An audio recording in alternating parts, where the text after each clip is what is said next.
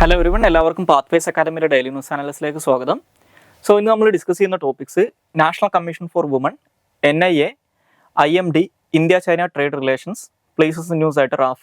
അപ്പോൾ അതിൽ ആദ്യം ഡിസ്കസ് ചെയ്യാൻ പോകുന്നത് നാഷണൽ കമ്മീഷൻ ഫോർ വുമണിനെ കുറിച്ചാണ്. ഈ നാഷണൽ കമ്മീഷൻ ഫോർ വുമണിനെ കുറിച്ച് ഇപ്പോൾ നമ്മൾ ഡിസ്കസ് ചെയ്യുന്നതിൻ്റെ ഒരു കോണ്ടെക്സ്റ്റ് എന്ന് പറയുന്നത് പഞ്ചാബിലെ ഒരു MLA-ക്കെതിരായിട്ട് വന്നിട്ടുള്ള സെക്ഷൽ അലിഗേഷനുമായിട്ട് ബന്ധപ്പെട്ട് അതിനകത്ത് നടപടി ആവശ്യപ്പെട്ടുകൊണ്ട് അല്ലെങ്കിൽ അതിനകത്ത് അന്വേഷണം നടത്തുന്നത് ആവശ്യപ്പെട്ടുകൊണ്ട് ഇപ്പോൾ നാഷണൽ കമ്മീഷൻ ഫോർ വുമൺ രംഗത്ത് വന്നതായിട്ടുള്ളൊരു വാർത്ത ഇന്നത്തെ ഹിന്ദുവിൻ്റെ പേജ് 12-നകത്ത് വന്നിട്ടുണ്ട്. ആ ഒരു കോണ്ടെക്സ്റ്റിലാണ് ഇതിനെക്കുറിച്ച് ഡിസ്കസ് ചെയ്യുന്നത്.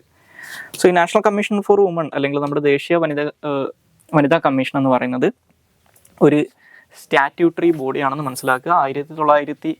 1992 ഈ നാഷണൽ കമ്മീഷൻ ഫോർ വുമൺ നിലവിൽ വരുന്നത്. അപ്പോൾ 1990 ഇന്ത്യൻ പാർലമെന്റിൽ വന്നിട്ടുണ്ടായിരുന്ന national commission for woman act എന്ന് പറയുന്ന ഒരു നിയമമുണ്ട്. ആ നിയമത്തിന്റെ അടിസ്ഥാനത്തിൽ 92 ഈ നാഷണൽ കമ്മീഷൻ ഫോർ വുമൺ നിലവിൽ വരുന്നത്. ഇനി ഈ പറയുന്ന കമ്മീഷന്റെ ഒബ്ജക്റ്റീവ്സ് ആയിട്ട് പറയുന്ന കാര്യങ്ങൾ എന്ന് പറയുന്നത് അല്ലെങ്കിൽ ഇവരുടെ ലക്ഷ്യങ്ങളായിട്ട് പറയുന്നത് 3 കാര്യങ്ങളാണ്. ഒന്ന്, ഇന്ത്യയിലുള്ള സ്ത്രീകളുമായിട്ട് ബന്ധപ്പെട്ടിട്ടുള്ള നിയമപരവും ഭരണഘടനാപരവുമായിട്ടുള്ള സേഫ് ഗാർഡ്സിനെ റിവ്യൂ ചെയ്യുക എന്നുള്ളതാണ്. രണ്ടാമതായിട്ട് ഈ സ്ത്രീകൾ നേരിടുന്ന പ്രശ്നങ്ങൾ അഡ്രസ്സ് ചെയ്യുന്നതിന് വേണ്ടിയിട്ടുള്ള നിയമപരമായിട്ടുള്ള പരിഹാര മാർഗങ്ങൾ റെക്കമെൻഡ് ചെയ്യുക അല്ലെങ്കിൽ ലെജിസ്ലേറ്റീവ് റെമഡീസ് റെക്കമെൻഡ് ചെയ്യുക. മൂന്നാമതായിട്ട് സ്ത്രീകൾ നേരിടുന്ന പ്രശ്നങ്ങളെ പരിഹരിക്കുന്നതുമായിട്ട് ബന്ധപ്പെട്ട് അല്ലെങ്കിൽ സ്ത്രീകളുടെ പരാതികൾ കേട്ടുകൊണ്ട് അതിൻ്റെ ആ പരാതികൾ പരിഹരിക്കുന്നതിന് വേണ്ടിയിട്ടുള്ള കാര്യങ്ങൾ ചെയ്യുക അല്ലെങ്കിൽ റീഡ്രസൽ ഓഫ് ഗ്രീവൻസസ്. നാലാമതായിട്ട് പറയുന്നത് സ്ത്രീകളെ ബാധിക്കുന്ന രീതിയിലുള്ള കാര്യങ്ങളിലുള്ള പോളിസി മാറ്റേഴ്സിനകത്ത് ഗവൺമെൻറ്റിന് അഡ്വൈസ് കൊടുക്കുക. ഈ 4 കാര്യങ്ങളാണ് ദേശീയ വനിതാ കമ്മീഷൻ്റെ ലക്ഷ്യങ്ങളായിട്ട് പറയുന്നത്. ഇനി ദേശീയ വനിതാ കമ്മീഷൻ്റെ കോമ്പോസിഷൻ നോക്കിക്കഴിഞ്ഞാൽ ഇതിൻ്റെ കോമ്പോസിഷൻ എന്ന് പറയുന്നത് ഒരു ചെയർമാനും 5 മെമ്പേഴ്സും ഒരു മെമ്പർ സെക്രട്ടറിയാണ്.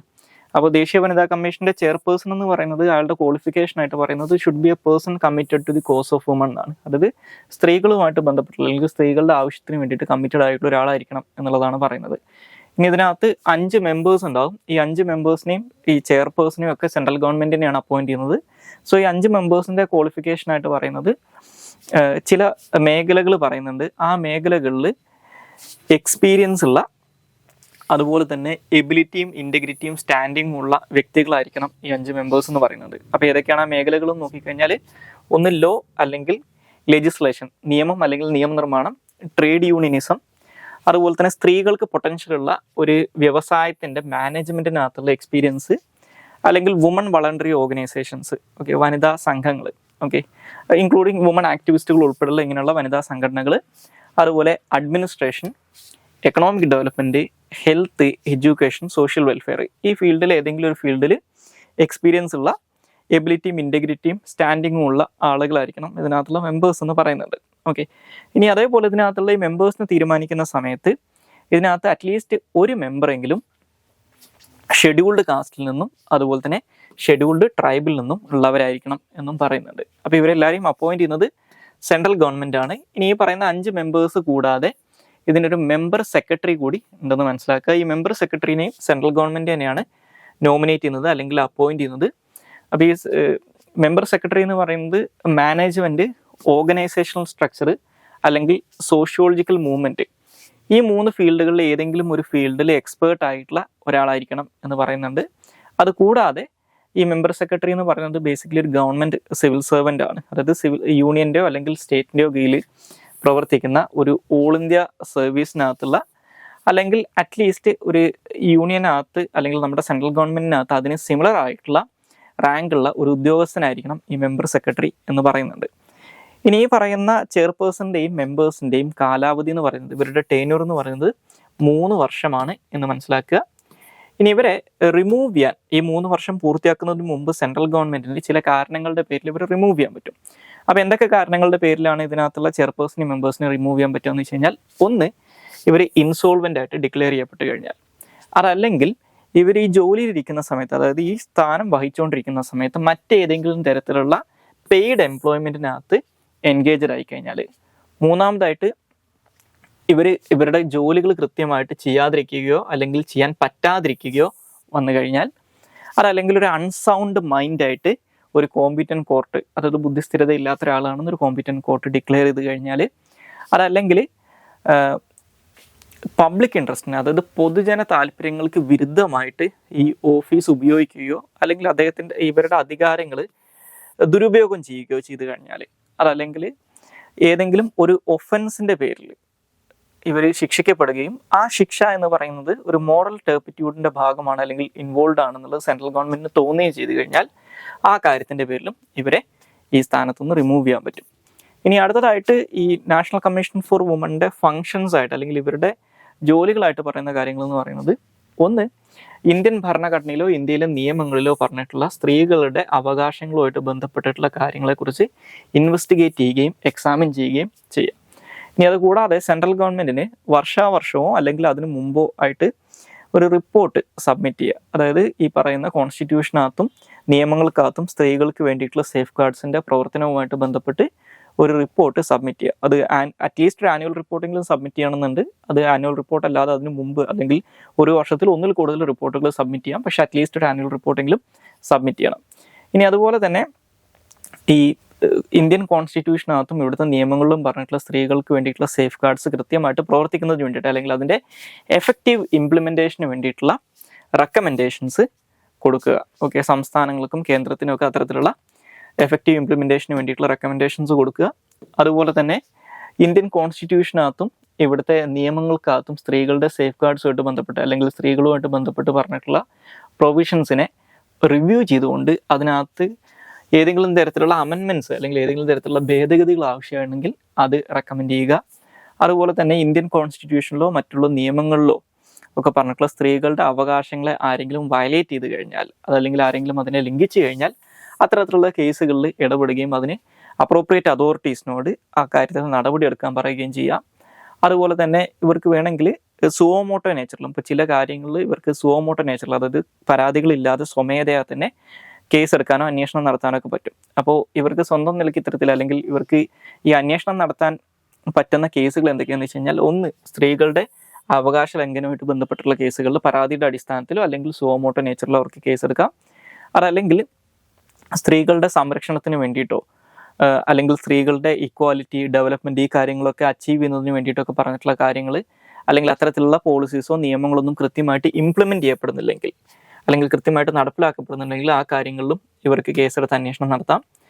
അതുപോലെ തന്നെ ഗവൺമെൻറ് ഈ സ്ത്രീകളുടെ വെൽഫെയറുമായിട്ട് ബന്ധപ്പെട്ട് അല്ലെങ്കിൽ സ്ത്രീകൾക്കുള്ള ബുദ്ധിമുട്ടുകൾ ഒഴിവാക്കുന്നതുമായിട്ട് ബന്ധപ്പെട്ട് ഗവൺമെൻറ് എടുത്തിട്ടുള്ള പോളിസി ഡിസിഷൻസ്, ഗൈഡ് ലൈൻസ് അല്ലെങ്കിൽ ഇൻസ്ട്രക്ഷൻസ്, ഈ കാര്യങ്ങളൊന്നും നോൺ കംപ്ലയൻസ് വരുത്തി കഴിഞ്ഞാൽ, അതായത് ഈ കാര്യങ്ങൾ കൃത്യമായിട്ട് നടപ്പിലാക്കാതെ വന്നു കഴിഞ്ഞാൽ ആ കാര്യത്തിലും ഇവർക്ക് അന്വേഷണം നടത്താൻ പറ്റും. ഇത് കൂടാതെ സെൻട്രൽ ഗവൺമെൻറ് റെഫർ ചെയ്യുന്ന മറ്റേതെങ്കിലും വിഷയങ്ങളുണ്ടെങ്കിൽ ആ കാര്യങ്ങളിലും ഈ ദേശീയ വനിതാ കമ്മീഷന് ഇതേ അവകാശങ്ങൾ അല്ലെങ്കിൽ അധികാരങ്ങൾ ഉണ്ടാവുമെന്ന് മനസ്സിലാക്കുക.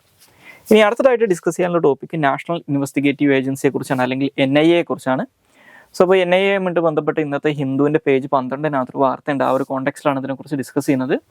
സോ NIA അല്ലെങ്കിൽ നാഷണൽ ഇൻവെസ്റ്റിഗേഷൻ ഏജൻസി എന്ന് പറയുന്നത് നമ്മുടെ ഇന്ത്യയിലെ ഒരു ഫെഡറൽ ഏജൻസിയാണ്. അതായത് സെൻട്രൽ ഗവൺമെൻറ്റിൻ്റെ കീഴിലുള്ള പക്ഷേ എന്നാൽ സ്റ്റേറ്റുകളുടെ മുകളിലും അധികാരമുള്ള ഒരു ഫെഡറൽ ഏജൻസിയാണെന്ന് മനസ്സിലാക്കുക. അപ്പോൾ അമേരിക്കയിലുള്ള FBI-ക്കൊക്കെ സിമിലർ ആണ് നമ്മുടെ NIA എന്ന് പറയുന്നത്. ഇത് 2008 ഇന്ത്യൻ പാർലമെൻറ്റ് പാസ്സാക്കിയിട്ടുള്ള നാഷണൽ ഇൻവെസ്റ്റിഗേഷൻ ഏജൻസി ആക്ട് അനുസരിച്ചാണ് ഇത് 2009 നിലവിൽ വരുന്നത്. അപ്പോൾ ഇത് വരാനുള്ളൊരു കോണ്ടെക്സ്റ്റ് എന്ന് പറയുന്നത് ഈ കാലഘട്ടത്തിൽ ഇന്ത്യയിൽ വലിയ രീതിയിലുള്ള തീവ്രവാദി ആക്രമണങ്ങൾ നടക്കുന്നുണ്ടായിരുന്നു.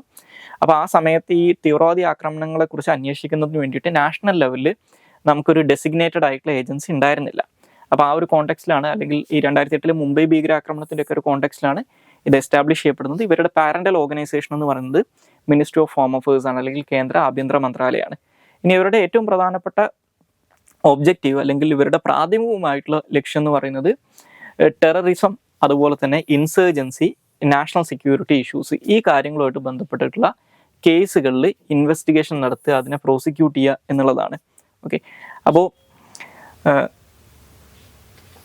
ഇതാണ് ഇവരുടെ പ്രൈമറി ഒബ്ജക്റ്റീവായിട്ട് പറയുന്നത്. ഇനി അതുപോലെ തന്നെ ഏതെങ്കിലും ഈ ടെററിസം റിലേറ്റ് ചെയ്തിട്ടുള്ള കേസുകൾ, അതായത് ഭീകരവാദ പ്രവർത്തനങ്ങളുമായിട്ട് ബന്ധപ്പെട്ട് വരുന്ന കേസുകൾ സംസ്ഥാനങ്ങളോ സംസ്ഥാന പോലീസോ അല്ലെങ്കിൽ മറ്റുള്ള ഏതെങ്കിലും ഏജൻസീസോ ഒക്കെ അന്വേഷിക്കുന്നുണ്ടെങ്കിൽ ആ അന്വേഷണങ്ങൾ ടേക്ക് ഓവർ ചെയ്യാൻ, അതായത് ആ അന്വേഷണങ്ങൾ ഏറ്റെടുത്ത് നടത്താനുള്ള അധികാരവും NIAക്ക് ഉണ്ട്. ഇനി 2019 ഒരു NIA അമെൻമെൻറ്റ് ആക്ട് ഉണ്ട്. ആ NIA അമെൻമെൻറ്റ് ആക്ട് അനുസരിച്ച് ഈ NIAക്ക് ഉണ്ടായിരുന്ന അധികാരങ്ങൾ വീണ്ടും വർദ്ധിപ്പിച്ചു കൊടുത്തിട്ടുണ്ടെന്ന് മനസ്സിലാക്കുക. ഇനി NIAയുടെ ഫങ്ഷൻസ് ആയിട്ട് പറയുന്ന ഈ നിയമത്തിനകത്ത് പറയുന്ന കാര്യങ്ങൾ എന്ന് പറയുന്നത്, ഒന്ന്, ഈ ടെററിസം അതുപോലെ തന്നെ നാഷണൽ സെക്യൂരിറ്റി മാറ്റേഴ്സ് ഈ കാര്യങ്ങളുമായിട്ട് ബന്ധപ്പെട്ടിട്ടുള്ള ഇൻഫർമേഷൻസ് കളക്ട് ചെയ്യുക, അനലൈസ് ചെയ്യുക, അത് ഡിസമിനേറ്റ് ചെയ്യുക എന്നുള്ളതാണ്. ഇത്തരത്തിലുള്ള ഇൻഫർമേഷൻസും അതുപോലെ തന്നെ അതുമായിട്ട് ബന്ധപ്പെട്ട് കിട്ടുന്ന ഇൻ്റലിജൻസും. രണ്ടാമത്തെ കേസ് എന്ന് പറയുന്നത് ടെററിസം അതുപോലെ തന്നെ സെക്യൂരിറ്റി ഇഷ്യൂസ്. ഈ രണ്ട് ഇഷ്യൂസിനെയും അഡ്രസ്സ് ചെയ്യുന്നതിന് വേണ്ടിയിട്ട് നമ്മുടെ ഇന്ത്യയിലുള്ള ലോ എൻഫോഴ്സ്മെൻറ്റ് ഏജൻസീസുമായിട്ടും അതുപോലെ തന്നെ ഇൻ്റർനാഷണലി ഉള്ള ഏജൻസീസുമായിട്ടും കൊളാബറേറ്റ് ചെയ്യുക എന്നുള്ളതാണ്. ഇനി അതുപോലെ തന്നെ ഈ ടെററിസം അതുപോലെ തന്നെ ഇൻസർജൻസി ഒക്കെ പോലുള്ള കാര്യങ്ങളായിട്ട് ഡീൽ ചെയ്യുന്നതിന് വേണ്ടിയിട്ടുള്ള കപ്പാസിറ്റി ബിൽഡ് ചെയ്യുന്നതിന് വേണ്ടിയിട്ട് മറ്റുള്ള ഏജൻസീസിൻ്റെ കപ്പാസിറ്റി ബിൽഡിംഗ് പ്രോഗ്രാംസ് കണ്ടക്ട് ചെയ്യുക, അവരുടെ ഇത്തരത്തിലുള്ള മറ്റുള്ള ലോ എൻഫോഴ്സ്മെൻറ്റ് ഏജൻസീസിന് ഇത്തരത്തിലുള്ള ത്രെട്ടുകൾ ഡീൽ ചെയ്യുന്നതിന് വേണ്ടിയിട്ടുള്ള കപ്പാസിറ്റി ബിൽഡ് ചെയ്യാൻ സഹായിക്കുക എന്നുള്ളതാണ്. ഓക്കെ. ഇനി അതുപോലെ തന്നെ ഞാൻ നേരത്തെ പറഞ്ഞതുപോലെ NIAക്ക് ടെററിസം റിലേറ്റ് ചെയ്തിട്ടുള്ള ഇൻവെസ്റ്റിഗേഷൻസ് മറ്റുള്ള പോലീസ് ഫോഴ്സസിൽ നിന്ന് ടേക്ക് ഓവർ ചെയ്യാനുള്ള അധികാരം ഉണ്ടെന്ന് പറഞ്ഞു. അതുപോലെ തന്നെ NIAക്ക്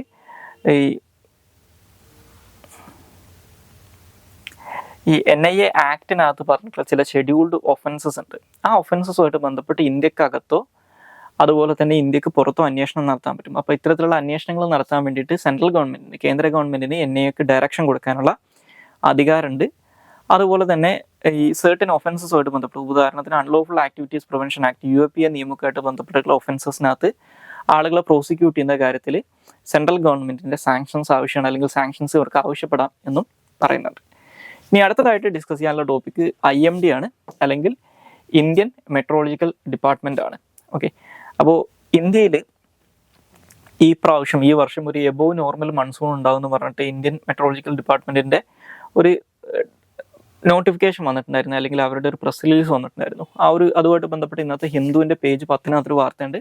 ആ ഒരു കോണ്ടെക്സ്റ്റിലാണ് അതിനെക്കുറിച്ച് ഡിസ്കസ് ചെയ്യുന്നത്.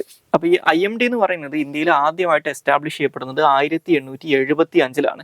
അപ്പോൾ അന്ന് ഇത് അറിയപ്പെട്ടുകൊണ്ടിരുന്നത് നാഷണൽ മെറ്റീരിയോളജിക്കൽ സർവീസ് എന്നുള്ള പേരിലാണ്, അല്ലെങ്കിൽ NMS എന്നുള്ള പേരിലാണ്. ഓക്കെ. അപ്പോൾ ബേസിക്കലി നമ്മുടെ ഇന്ത്യയിൽ മെട്രോളജിയായിട്ട് ബന്ധപ്പെട്ടിട്ടുള്ള മെറ്റീരിയോളജി അതുപോലെ തന്നെ അതുമായിട്ട് ബന്ധപ്പെട്ട അലൈഡ് സബ്ജക്റ്റുകളിലുള്ള ഒരു പ്രിൻസിപ്പൽ ഗവൺമെൻറ് ഏജൻസിയായിട്ടാണ് ഈ NMS എസ്റ്റാബ്ലിഷ് ചെയ്യപ്പെട്ടത് എന്ന് മനസ്സിലാക്കുക. ഇനി അതുപോലെ തന്നെ പിന്നീടാണ് ഇതിൻ്റെ പേര് IMD ആയിട്ട് മാറുന്നത്. അപ്പോൾ ഈ IMDയുടെ ഹെഡ് എന്ന് പറയുന്നത് ഡയറക്ടർ ജനറൽ ഓഫ് മെട്രോളജി എന്ന് പറയുന്ന ഓഫീസറാണ്. അപ്പോൾ അദ്ദേഹം തന്നെയാണ് ഈ പറയുന്ന ഇന്ത്യൻ മെട്രോളജിക്കൽ ഡിപ്പാർട്ട്മെൻറ്റ്, അല്ലെങ്കിൽ ഞാൻ നേരത്തെ പറഞ്ഞ IMDയുടെ ഒരു ഹെഡായിട്ട് വരുന്നത് ഈ ഡയറക്ടർ ജനറൽ ഓഫ് മെട്രോളജി ആണെന്ന് പറഞ്ഞു. ഇനി ഈ IMDയുടെ കീഴിൽ 6 റീജിയണൽ മെട്രോളജിക്കൽ സെൻറ്റേഴ്സ് ഉണ്ട്. ഓക്കെ. ഈ റീജിയണൽ മെട്രോളജിക്കൽ സെൻറ്റേഴ്സിനൊക്കെ ഹെഡ് ചെയ്യുന്നത് ഒരു ഡെപ്യൂട്ടി ഡയറക്ടർ ജനറൽ ആയിരിക്കും. ഓക്കെ. അപ്പോൾ അത് മുംബൈ, ചെന്നൈ, ന്യൂഡൽഹി, കൽക്കട്ട, നാഗ്പൂർ, ഗുവാഹട്ടി എന്നീ 6 സ്ഥലങ്ങളിലാണ് ഈ റീജിയണൽ മെട്രോളജിക്കൽ സെൻറ്റേഴ്സ് ഉള്ളത്. ഇനി IMDയുടെ ഹെഡ് ക്വാർട്ടേഴ്സ് ലൊക്കേറ്റ് ചെയ്തിട്ടുള്ളത് ന്യൂഡൽഹിയിലാണ്. മിനിസ്ട്രി ഓഫ് എർത്ത് സയൻസിൻ്റെ കീഴിലാണ് IMD പ്രവർത്തിക്കുന്നതെന്നും മനസ്സിലാക്കുക. ഇനി ഇവരുടെ മാൻഡേറ്റ് ആയിട്ട് പറയുന്നത്, അത് IMDയുടെ ഫങ്ഷൻസ് അല്ലെങ്കിൽ ഇവരുടെ ജൂറിസ്ഡിക്ഷൻ ആയിട്ട് അല്ലെങ്കിൽ ഇവരുടെ അധികാര പരിധിപ്പെടുന്ന കാര്യങ്ങളായിട്ട് പറയുന്ന കാര്യങ്ങൾ എന്ന് പറയുന്നത്, ഒന്ന്, ഇന്ത്യയിൽ ഈ മെട്രോളജിക്കൽ ആയിട്ടുള്ള ഒബ്സർവേഷൻസ് മേക്ക് ചെയ്യുക എന്നുള്ളതാണ്. അതുപോലെ തന്നെ ഈ മെട്രോളജിക്കൽ ഇൻഫർമേഷൻ, അതായത് വെതർ സെൻസിറ്റീവ് ആയിട്ടുള്ള ആക്ടിവിറ്റീസ് ഉണ്ടാവും. ഇപ്പോൾ agriculture, shipping, aviation, offshore oil exploration, ഇങ്ങനെയുള്ള കാര്യങ്ങൾക്കൊക്കെ മെട്രോളജിക്കൽ ആയിട്ടുള്ള ഇൻഫർമേഷൻസ് പ്രൊവൈഡ് ചെയ്യുക. അതായത് വെതർ റിലേറ്റ് ചെയ്തിട്ടുള്ള അല്ലെങ്കിൽ അവർക്ക് മെട്രോളജിക്കൽ ആയിട്ടുള്ള ഫോർകാസ്റ്റും അതുപോലെ തന്നെ കറണ്ട് ആയിട്ടുള്ള ഒബ്സർവേഷൻസും ഇൻഫർമേഷൻസും ഒക്കെ പ്രൊവൈഡ് ചെയ്യുക എന്നുള്ളതാണ്. രണ്ടാമതായിട്ട് ഈ സൈക്ലോൺസ്, അതുപോലെ തന്നെ നോർവെസ്റ്റേഴ്സ്, ഡസ്റ്റ് സ്റ്റോംസ്, അതുപോലെ തന്നെ പേമാരി, സ്നോ, കോൾഡ്, ഹീറ്റ് വേവ്സ്, ഇങ്ങനെയുള്ള സിവിയർ ആയിട്ടുള്ള വെതർ ഫിനോമിനാസ് ഉണ്ടാവും. അപ്പോൾ അത്തരത്തിലുള്ള വെതർ ഫിനോമിനാസിനെ കുറിച്ച് നേരത്തെ വാർണിംഗ് കൊടുക്കുക എന്നുള്ളതാണ് രണ്ടാമത്തെ ഒരു മാൻഡേറ്റ് എന്ന് പറയുന്നത്. മൂന്നാമതായിട്ട് പറയുന്നത് ഈ agriculture, water resources management, industries, oil exploration, അതുപോലെ തന്നെ മറ്റുള്ള നേഷൻ ബിൽഡിംഗ് ആക്ടിവിറ്റീസ് ഉണ്ടാവും. ഇങ്ങനെയുള്ള കാര്യങ്ങൾക്ക് മെട്രോളജിക്കൽ ആയിട്ടുള്ള സ്റ്റാറ്റിസ്റ്റിക്സ് പ്രൊവൈഡ് ചെയ്യുക എന്നുള്ളതാണ്. നാലാമതായിട്ട് പറയുന്നത് മെട്രോളജിയും അതുമായിട്ട് ബന്ധപ്പെട്ടിട്ടുള്ള മറ്റുള്ള ഫീൽഡുകളിലൊക്കെയുള്ള റിസർച്ചിനെ കണ്ടക്ട് ചെയ്യുകയും ആ റിസർച്ച് പ്രൊമോട്ട് ചെയ്യുകയും ചെയ്യുക എന്നുള്ളതാണ്. ഇനി അടുത്തതായിട്ട് ഡിസ്കസ് ചെയ്യാനുള്ള ടോപ്പിക്ക് ഇന്ത്യ ചൈന ട്രേഡ് റിലേഷൻസിനെ കുറിച്ചാണ്. അപ്പോൾ ഇന്ത്യ ചൈന ട്രേഡ് റിലേഷൻസിനെ കുറിച്ച് ഡിസ്കസ് ചെയ്യാനുള്ളൊരു കാരണം എന്ന് പറയുന്നത്, ഇപ്പോൾ 2023-24 സാമ്പത്തിക വർഷത്തിലെ ഇന്ത്യയുടെ എക്സ്റ്റേണൽ ട്രേഡുമായിട്ട് ബന്ധപ്പെട്ടുള്ള ഡാറ്റ ഇപ്പോൾ പുറത്തു വന്നിട്ടുണ്ട്. അപ്പോൾ അതനുസരിച്ച് ഇപ്പോൾ ചൈന വീണ്ടും അമേരിക്കയെ ഓവർടേക്ക് ചെയ്തുകൊണ്ട് ഇന്ത്യയുടെ ഏറ്റവും വലിയ ട്രേഡിംഗ് പാർട്ട്ണറായിട്ട് മാറിയിരിക്കുകയാണ്. ഇപ്പോൾ കഴിഞ്ഞൊരു 10 വർഷത്തെ കണക്ക് നോക്കിക്കഴിഞ്ഞാൽ കഴിഞ്ഞൊരു 10 വർഷത്തിനകത്ത് 6 വർഷവും US-നെക്കാട്ടിലും വലിയ ട്രേഡിംഗ് പാർട്ട്ണർ ആയിരുന്നു, അല്ലെങ്കിൽ ഇന്ത്യയുടെ ബിഗ്ഗസ്റ്റ് ട്രേഡിംഗ് പാർട്ട്ണറാണ് ചൈന എന്ന് മനസ്സിലാക്കുക. യൂഷ്വലി കുറേ കാലമായിട്ട് US ആയിരുന്നു ഇന്ത്യയുടെ ബിഗ്ഗസ്റ്റ് ട്രേഡിംഗ് പാർട്ട്ണർ. ഇപ്പോഴും പലപ്പോഴും സംഭവിക്കാറുള്ളത് അതാണ്. പക്ഷേ കഴിഞ്ഞൊരു 10 years ആയിട്ട് ആ 10 വർഷത്തിലെ 6 വർഷവും ചൈനയാണ് ഇന്ത്യയുടെ ഏറ്റവും വലിയ ട്രേഡിംഗ് പാർട്ട്ണറായിട്ട് US-നെ ഓവർടേക്ക് ചെയ്തുകൊണ്ട് ഇന്ത്യയുടെ ഏറ്റവും വലിയ ട്രേഡിംഗ് പാർട്ട്ണറായിട്ട് മാറിയിട്ടുള്ളത്. അപ്പോൾ നമ്മൾ US-ഉം ചൈനയും തമ്മിലുള്ള ഇന്ത്യയുടെ US-ഉമായിട്ടും അതുപോലെ തന്നെ ഇന്ത്യക്ക് ചൈനയുമായിട്ടുള്ള ട്രേഡുകൾ നമ്മൾ കമ്പയർ ചെയ്ത് കഴിഞ്ഞാൽ, ഇപ്പോൾ ചൈനയും US-ഉം ആണ് ഒന്നാം സ്ഥാനത്തും രണ്ടാം സ്ഥാനത്തും ഇന്ത്യയുടെ എക്സ്റ്റേണൽ ട്രേഡിനകത്ത് എല്ലാ കാലത്തും ഇപ്പോൾ കുറേ കാലമായിട്ട് വരാറുള്ളത്. പക്ഷേ ഇതിൻ്റെ രണ്ടിൻ്റെയും ഈ രണ്ട് ട്രേഡുകളുടെയും സ്വഭാവം എന്ന് പറയുന്നത് എൻറ്റയർലി ഡിഫറൻ്റ് ആണ്. ഇപ്പോൾ US-ഉമായിട്ടുള്ള ട്രേഡ് നോക്കിക്കഴിഞ്ഞാൽ ഇന്ത്യക്ക് ഏറ്റവും അധികം ട്രേഡ് സർപ്ലസ് ഉണ്ടാക്കി തരുന്ന ഒരു ട്രേഡാണ് US-ഉമായിട്ടുള്ള ട്രേഡ് എന്ന് പറയുന്നത്. ഇപ്പോൾ 2023-24 സാമ്പത്തിക വർഷത്തിൽ ഇന്ത്യ US ട്രേഡിനകത്ത് ഒരു $36.7 ബില്യൺ ട്രേഡ് സർപ്ലസ് ഇന്ത്യക്കുണ്ട്. പക്ഷെ അതേസമയം, അതായത് ട്രേഡ് സർപ്ലസ് എന്ന് പറഞ്ഞു കഴിഞ്ഞാൽ ഇന്ത്യ US-ൽ നിന്ന് പർച്ചേസ് ചെയ്യുന്നതിനെക്കാട്ടിലും കൂടുതൽ അങ്ങോട്ട് എക്സ്പോർട്ട് ചെയ്യുന്നുണ്ട്. പക്ഷേ ചൈനയുടെ കേസ് നേരെ തിരിച്ചാണ്. അതായത് ഇന്ത്യ ചൈനയിലേക്ക് എക്സ്പോർട്ട് ചെയ്യുന്നതിൻ്റെ ഒരു 5 ഇരട്ടി സാധനങ്ങൾ നമ്മൾ ഇങ്ങോട്ട് ഇമ്പോർട്ട് ചെയ്യുന്നുണ്ട്. അപ്പോൾ അതുകൊണ്ട് തന്നെ ഇപ്പോൾ US-ൻ്റെ കേസിൽ ഇന്ത്യക്ക് ഇത്രയും വലിയ ഒരു $36.7 ബില്യൺ ട്രേഡ് സർപ്ലസ് ഉണ്ടെങ്കിൽ, ചൈനയുടെ കേസിൽ നമുക്ക് ഒരു $85 ബില്യൺ ട്രേഡ് ഡെഫിസിറ്റ് ആണ് ഉള്ളത്. ഇപ്പോൾ ചൈനയുമായിട്ട് കഴിഞ്ഞ വർഷത്തെ ഇന്ത്യയുടെ ട്രേഡ് എന്ന് പറയുന്നത് ഏകദേശം $118.4 ബില്യൺ ആണ്. ഈ $118.4 ബില്യൺ ഒരു $100 ബില്യൺ കൂടുതൽ ചൈനയിൽ നിന്ന് ഇന്ത്യയിലേക്കുള്ള ഇമ്പോർട്ടാണ്. അതായത് ഇന്ത്യ അങ്ങോട്ട് എക്സ്പോർട്ട് ചെയ്യുന്നത് ജസ്റ്റ് അറൗണ്ട് ഒരു $16 ബില്യൺ പ്രൊഡക്ട്സ് മാത്രമാണ് നമ്മൾ ചൈനയിലേക്ക് എക്സ്പോർട്ട് ചെയ്യുന്നത്. അപ്പോൾ ഇന്ത്യയുടെ ടോട്ടൽ ട്രേഡ് ഡെഫിസിറ്റ് എന്ന് പറയുന്നത് ഏകദേശം 240 അല്ലെങ്കിൽ 260 ബില്യൺ ആണ്. ഏകദേശം ഒരു അറൗണ്ട് $250 ബില്യൺ ആണ്. അപ്പോൾ അതിനകത്ത് ഒരു $85 ബില്യൺ ട്രേഡ് ഡെഫിസിറ്റും നമുക്കുള്ളത് ചൈനയുമായിട്ടാണ്. അല്ലെങ്കിൽ നിയർലി 1/3 ഇന്ത്യയുടെ ടോട്ടൽ ട്രേഡ് ഡെഫിസിറ്റിൻ്റെ 1/3 ചൈനയാണ് എന്ന് മനസ്സിലാക്കുക. അപ്പോൾ ഈ ചൈനയിൽ നിന്നുള്ള ഇന്ത്യ ചൈന ട്രേഡിൻ്റെ കാര്യം നോക്കിക്കഴിഞ്ഞാൽ, ഇപ്പോൾ 2020 ഗാൽവാൻ കോൺഫ്ലിക്റ്റിനൊക്കെ ശേഷം, അല്ലെങ്കിൽ ഇന്ത്യയും ചൈനയും തമ്മിലുള്ള അതിർത്തിയിൽ വന്നിട്ടുള്ള ബോർഡർ സ്റ്റാൻഡ് ഓഫിനൊക്കെ ശേഷം നമ്മുടെ ഇന്ത്യയിൽ ഇപ്പോൾ ചൈനയുടെ കുറേ ആപ്പുകളൊക്കെ നിരോധിച്ചു എന്നല്ലാതെ, അല്ലെങ്കിൽ ചൈനയുടെ മുകളിൽ കുറേ ട്രേഡ് റെസ്ട്രിക്ഷൻസ് നമ്മൾ ഇമ്പോസ് ചെയ്തു എന്നുള്ളത് പറഞ്ഞ് ഗവൺമെൻറ് അങ്ങനെയുള്ള ചില കാര്യങ്ങളൊക്കെ ചെയ്തിട്ടുണ്ടെങ്കിലും, അത് ബേസിക്കലി ഇന്ത്യ ചൈന ട്രേഡിനകത്ത് കാര്യമായിട്ടുള്ള ഇമ്പാക്റ്റ് ഒന്നും ഉണ്ടാക്കിയിട്ടില്ല എന്ന് മാത്രമല്ല, ഇന്ത്യയും ചൈനയും തമ്മിലുള്ള ട്രേഡ് പിന്നെയും കൂടുകയാണ് ചെയ്തിട്ടുള്ളത്. ആ ട്രേഡ് കൂടിയെന്ന് പറഞ്ഞു കഴിഞ്ഞാൽ അത് മെയിൻലി ഇപ്പോൾ നിങ്ങൾ ഈ ഒരു ഗ്രാഫ് നോക്കിക്കഴിഞ്ഞാൽ കാണാൻ പറ്റും, ചൈനയിൽ നിന്ന് ഇന്ത്യയിലേക്കുള്ള ഇമ്പോർട്ട് ഈ ഒരു 2018 ശേഷം വലിയ രീതിയിൽ വർദ്ധിച്ചിട്ടുള്ളതായിട്ട് നമുക്ക് കാണാൻ സാധിക്കും, ഡിസ്പ്രപ്പോർഷനേറ്റ് ആയിട്ട്. അപ്പോൾ ഈ ഇന്ത്യ ചൈന ട്രേഡിൻ്റെ ഒരു സ്വഭാവം എങ്ങനെയാണ്, അത് മാത്രമല്ല ഈ ഇന്ത്യ ചൈന ട്രേഡിനകത്ത് നമ്മൾ ചില മേഖലകളിലൊക്കെ വലിയ രീതിയിൽ ചൈനയെ ഡിപ്പെൻഡ് ചെയ്യുന്നുണ്ട്. അപ്പോൾ അതിനെക്കുറിച്ചൊക്കെയുള്ള ഒരു അനാലിസിസ് ആണ് ഇപ്പോൾ ഈ ഹിന്ദുവിൻ്റെ പേജ് 7 അവർ പ്രൊവൈഡ് ചെയ്തിട്ടുള്ളത്. അപ്പോൾ ആ ഒരു കോണ്ടെക്സ്റ്റിലാണ് ഇതിനെക്കുറിച്ച് നമ്മൾ ഡിസ്കസ് ചെയ്യുന്നത്. അപ്പോൾ ഞാൻ നേരത്തെ സൂചിപ്പിച്ചതുപോലെ ഇപ്പോൾ 2023-24 സാമ്പത്തിക വർഷത്തിൽ ഇന്ത്യയിലെ ഏറ്റവും വലിയ ട്രേഡിംഗ് പാർട്ട്ണർ എന്ന് പറയുന്നത് ചൈനയാണ്. ഇന്ത്യയും ചൈനയും തമ്മിലുള്ള ട്രേഡ് ഏകദേശം $118.4 ബില്യൺ ആണ്. ഇപ്പോൾ US-ഉമായിട്ട് കമ്പയർ ചെയ്യുമ്പോൾ വലിയ കൂടുതലൊന്നുമില്ല. US-ഉമായിട്ട് നമുക്കൊരു 118.2 അല്ലെങ്കിൽ 118.18 സംതിങ് ലൈക്ക് ദാറ്റ് അത്തരത്തിലൊരു ട്രേഡ് കഴിഞ്ഞ വർഷം നടന്നിട്ടുണ്ട്. അപ്പോൾ ഒരു മാർജിനലായിട്ടുള്ള അല്ലെങ്കിൽ വളരെ ചെറിയൊരു എക്സസ് മാത്രമാണ് ഈ ചൈനയും US-ഉം, ചെറിയൊരു ഡിഫറൻസ് മാത്രമേ US-ഉമായിട്ടും ചൈനയായിട്ടുള്ള ട്രേഡിനകത്തുള്ളൂ എന്ന് മനസ്സിലാക്കാം. അപ്പോൾ ഞാൻ നേരത്തെ പറഞ്ഞതുപോലെ കഴിഞ്ഞ 10 വർഷത്തിനകത്ത് 6 വർഷം ചൈനയായിരുന്നു ഇന്ത്യയുടെ ബിഗ്ഗസ്റ്റ് ട്രേഡിംഗ് പാർട്ട്ണർ എന്ന് പറയുന്നത്. ഇനി അതുപോലെ തന്നെ ഇന്ത്യയുടെ ബിഗ്ഗസ്റ്റ് ട്രേഡ് ഡെഫിസിറ്റ് വരുന്നതും ചൈനയുമായിട്ടാണ്. ഏകദേശം $85 ബില്യൺ ട്രേഡ് ഡെഫിസിറ്റ് നമുക്ക് ചൈനയുമായിട്ടുണ്ട്.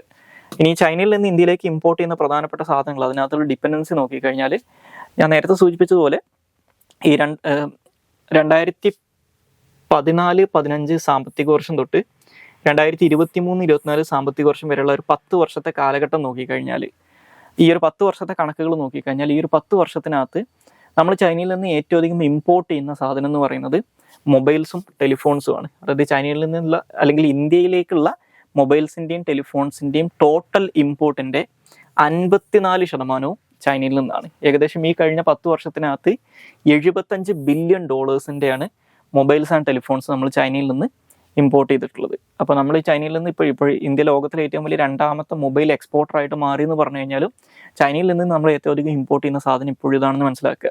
രണ്ടാമതായിട്ട് ഈ ഓട്ടോമാറ്റിക് ഡാറ്റ പ്രോസസ്സിംഗ് യൂണിറ്റുകളുടെ കേസിൽ ഇന്ത്യ കഴിഞ്ഞ 10 വർഷത്തിനകത്ത് ഇമ്പോർട്ട് ചെയ്തിട്ടുള്ള ഓട്ടോമാറ്റിക് ഡാറ്റ പ്രോസസ്സിംഗ് യൂണിറ്റുകളിൽ 56% നമ്മൾ ഇമ്പോർട്ട് ചെയ്തിട്ടുള്ളത് ചൈനയിൽ നിന്നാണ്. അതായത് കഴിഞ്ഞ 10 വർഷത്തിനകത്ത് $37 ബില്യൺ ഓട്ടോമാറ്റിക് ഡാറ്റ പ്രോസസ്സിംഗ് യൂണിറ്റുകൾ നമ്മൾ ചൈനയിൽ നിന്ന് ഇമ്പോർട്ട് ചെയ്തിട്ടുണ്ട്. അതുപോലെ തന്നെ ഇപ്പോൾ നമ്മൾ ഈ നിലവിലുള്ള അവസ്ഥയിൽ നമ്മുടെ ടെക്നോളജിക്കൽ ആയിട്ടുള്ള കാര്യങ്ങളൊക്കെ നോക്കുകയാണെങ്കിൽ എല്ലാത്തിൻ്റെയും ഒരു ബേസ് ആയിട്ട് പറയുന്ന സാധനമാണ് സെമി കണ്ടക്ടേഴ്സ് എന്ന് പറയുന്നത്. സോ ഈ സെമി കണ്ടക്ടർ ഡിവൈസസ് അതുപോലെ തന്നെ ഡയോഡ്സ്, ഈ രണ്ട് കാര്യങ്ങളും ഇന്ത്യ ഇമ്പോർട്ട് ചെയ്യുന്ന സെമി കണ്ടക്ടേഴ്സിലും ഡയോഡ്സിനകത്തും 70% സെമി കണ്ടക്ടേഴ്സും ഡയോഡ്സും നമ്മൾ ചൈനയിൽ നിന്നാണ് ഇമ്പോർട്ട് ചെയ്യുന്നത്. അപ്പോൾ അതിനകത്തുള്ള ഇന്ത്യയുടെ ഡിപ്പെൻഡൻസി എത്രത്തോളം വലുതാണെന്ന് ആലോചിച്ച് നോക്കുക. അതായത് കഴിഞ്ഞ 10 വർഷത്തിനകത്ത് $28 ബില്യൺ സെമി കണ്ടക്ടേഴ്സും അതുപോലെ തന്നെ ഡയോഡ്സുമാണ് നമ്മൾ ചൈനയിൽ നിന്ന് ഇമ്പോർട്ട് ചെയ്തിട്ടുള്ളത്. അതുപോലെ തന്നെ ഇലക്ട്രോണിക് ഇൻ്റഗ്രേറ്റഡ് സർക്യൂട്ട്സ് അല്ലെങ്കിൽ IC ചിപ്പുകളുടെ കേസിൽ ഇന്ത്യ ഇമ്പോർട്ട് ചെയ്യുന്ന ടോട്ടൽ ഇലക്ട്രോണിക് ഇൻ്റഗ്രേറ്റഡ് സർക്യൂട്ട്സിനകത്ത് 32% കഴിഞ്ഞ 10 വർഷത്തിൽ നമ്മൾ ചൈനയിൽ നിന്നാണ് ഇമ്പോർട്ട് ചെയ്തിട്ടുള്ളത്. അല്ലെങ്കിൽ $27 ബില്യൺ ഇലക്ട്രോണിക് ഇൻ്റഗ്രേറ്റഡ് സർക്യൂട്ടുകൾ നമ്മൾ കഴിഞ്ഞ 10 വർഷത്തിനകത്ത് ചൈനയിൽ നിന്ന് ഇമ്പോർട്ട് ചെയ്തിട്ടുണ്ടെന്ന് മനസ്സിലാക്കുക. അപ്പോൾ ഇതാണ് ഇന്ത്യ ചൈന ട്രേഡുമായിട്ട് ബന്ധപ്പെട്ട് പറയാനുള്ളത്. ഇനി ഏറ്റവും അവസാനമായിട്ട് ഡിസ്കസ് ചെയ്യാനുള്ളത് പ്ലേസസ് ന്യൂസ് ആണ്. അത് ഗാസയിലുള്ള സദേൺ സിറ്റി ആയിട്ടുള്ള റാഫയെ കുറിച്ചാണ്. അപ്പോൾ റാഫയെ കുറിച്ച് നമ്മൾ ഇതിനു മുമ്പും ഡിസ്കസ് ചെയ്തിട്ടുണ്ട്. ഇപ്പോൾ അത് വീണ്ടും പറയാനുള്ള കാരണം, ഇപ്പോൾ ഇസ്രായേൽ ഗാസക്കെതിരായിട്ട് നടത്തിക്കൊണ്ടിരിക്കുന്ന ആക്രമണങ്ങളിൽ ഇന്നലെ റാഫ സിറ്റിയിൽ നടത്തിയിട്ടുണ്ടായിരുന്ന ഒരു ആക്രമണങ്ങളിൽ ഈ കുട്ടികളും സാധാരണക്കാരായിട്ടുള്ള സ്ത്രീകളൊക്കെ അടക്കം ഒരുപാട് ആളുകൾ കൊല്ലപ്പെട്ടിട്ടുണ്ട്. അപ്പോൾ അതൊരു വാർ ക്രൈം ആണെന്നുള്ള രീതിയിൽ വലിയ രീതിയിൽ ഇപ്പോൾ ഇന്റർനാഷണൽ മാധ്യമങ്ങളും അതുപോലെ തന്നെ ഇപ്പോൾ ഇസ്രായേലിൻ്റെ വലിയ രീതിയിലുള്ള അലൈസ് ആയിട്ടുള്ള പല യൂറോപ്യൻ രാജ്യങ്ങളും ഇതിനെ വലിയ രീതിയിൽ ക്രിട്ടിസൈസ് ചെയ്തുകൊണ്ട് ഇപ്പോൾ രംഗത്ത് വന്നിട്ടുണ്ട്. അപ്പോൾ ആ ഒരു കോണ്ടെക്സ്റ്റിലാണ് ഈ റാഫയെ കുറിച്ച് വീണ്ടും ഡിസ്കസ് ചെയ്യുന്നത്. സോ ഇപ്പോൾ റാഫ എന്ന് പറയുന്നത് ഞാൻ നേരത്തെ സൂചിപ്പിച്ചതുപോലെ തന്നെ ഈ പലസ്തീൻ്റെ ഭാഗമായിട്ടുള്ള ഗാസ സ്ട്രിപ്പിൻ്റെ സദേൺ മോസ്റ്റ് ആയിട്ടുള്ള സിറ്റിയാണ് റാഫ. പലസ്തീനിലെ ഏറ്റവും വലിയ സിറ്റികളിൽ ഒന്നാണ് ഈ റാഫ എന്ന് പറയുന്നത്. അപ്പോൾ ഇത് ഗാസ സ്ട്രിപ്പിൻ്റെ സദേൺ പാർട്ടിലാണ് ലൊക്കേറ്റ് ചെയ്തിട്ടുള്ളതെന്ന് മനസ്സിലാക്കുക. ഈ പറയുന്ന ഗാസക്കകത്തുള്ള റാഫ ഗവർണറേറ്റ് എന്ന് പറയുന്ന ഗവർണറേറ്റിൻ്റെ ക്യാപിറ്റലാണിത്. ഈ റാഫയുടെ ഏറ്റവും പ്രധാനപ്പെട്ട ഒരു പ്രത്യേകത എന്ന് പറയുന്നത്, ഒന്ന് ഞാൻ നേരത്തെ പറഞ്ഞ പോലെ ഗാസ സിറ്റിയിലെ ഏറ്റവും വലിയ സിറ്റി, ഈ ഗാസ സ്ട്രിപ്പിനകത്തുള്ള ഏറ്റവും വലിയ സിറ്റികളിൽ ഏറ്റവും പോപ്പുലർ ആയിട്ടുള്ള സിറ്റികളിൽ ഒന്നാണിത്. ഈ റാഫക്കുള്ള ഒരു പ്രത്യേകത എന്ന് പറയുന്നത്, ഈ ഗാസ സ്ട്രിപ്പിന് ഇസ്രായേൽ അല്ലാതെ മറ്റൊരു രാജ്യവുമായിട്ട് അതിർത്തി ഉള്ളത് ഈജിപ്തുമായിട്ടാണ്. അപ്പോൾ ഈജിപ്തുമായിട്ട് അതിർത്തി പങ്കിടുന്ന ഒരു പ്രദേശം കൂടിയാണ് റാഫ എന്ന് പറയുന്നത്. അപ്പോൾ ഈ റാഫയിൽ നിന്ന് ഈജിപ്തിലേക്കുള്ള ഒരു എൻട്രി പോയിന്റ് ഉണ്ട്. അതിൻ്റെ പേരാണ് റാഫ ബോർഡർ ക്രോസിംഗ് എന്ന് പറയുന്നത്. ഇനി അതുപോലെ തന്നെ ഈ ഗാസയിൽ ഉണ്ടായിരുന്ന ഒരേ ഒരു എയർപോർട്ട് ഇപ്പോൾ അത് പ്രവർത്തനരഹിതമാണ്. ഇസ്രായേൽ അത് ബോംബിട്ട് തകർത്തിട്ടുണ്ട് കുറേ കാലം മുമ്പേ. അപ്പോൾ ആ എയർപോർട്ട് ഉണ്ടായിരുന്ന സമയത്ത് ആ ഒരേ ഒരു എയർപോർട്ട് ലൊക്കേറ്റ് ചെയ്തിട്ടുണ്ടായിരുന്നത് ഈ റാഫ സിറ്റിയുടെ സൗത്ത് ഏരിയയിലായിട്ടാണ്. ആ എയർപോർട്ട് എന്ന് അറിയപ്പെട്ടുകൊണ്ടിരുന്നത് യാസർ അറാഫത്ത് ഇന്റർനാഷണൽ എയർപോർട്ട് എന്നുള്ള പേരിലാണ്. സോ ഇത്രയും കാര്യങ്ങളാണ് ഇന്നത്തെ ഡെയിലി ന്യൂസ് ചാനൽസിനകത്ത് ഡിസ്കസ് ചെയ്യാനുള്ളത്. Thank you all.